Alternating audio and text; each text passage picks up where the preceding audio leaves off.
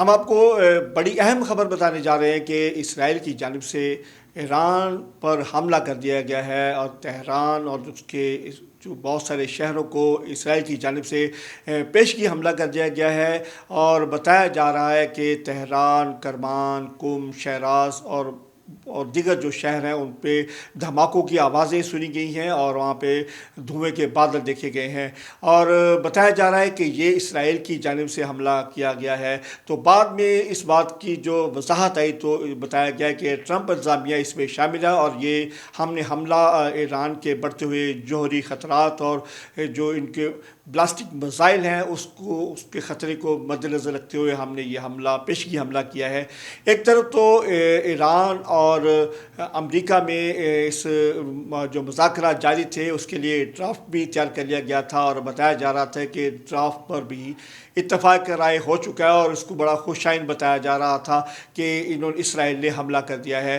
یہ امریکہ کی جانب سے یہ کوئی نئی بات نہیں ہے کہ پہلے بھی امریکہ کی جانب سے مذاکرات ہو رہے تھے، اور امریکہ کی جانب سے ایران کو 15 دن کا ٹائم دیا تھا، لیکن وہ تیسرے دن ہی امریکہ کی جانب سے جو ہے حملہ کر دیا گیا تھا۔ یہ امریکہ بہادر کی جو یہ پرانی روش ہے، کہتا کچھ ہے اور کرتا کچھ ہے۔ اور اب یہ صورتحال یہ ہے کہ ایران میں جو ہے انتہائی تشویشناک صورتحال ہے، اور وہاں پر جو ہے جو دھماکوں والی جگہ پر ایمبولینس جو ہے وہ روانہ ہو چکی ہے۔ ابھی تک جو ہے ان کے جانی اور مالی نقصان کی اطلاعات موصول نہیں ہوئی۔ جیسے ہی کوئی اطلاعات موصول ہوتی ہیں ہم آپ کے ساتھ ضرور شیئر کریں گے۔ اور ایران کی جانب سے بلکہ پوری دنیا میں اس اسرائیل اور امریکہ کی جانب سے کیے جانے والے حملوں کی بھرپور مذمت کی گئی ہے، اور ان کا کہنا ہے کہ ایسا قدم جو ہے خطے میں امن و امان کی صورتحال کو مزید خراب کر دے گا۔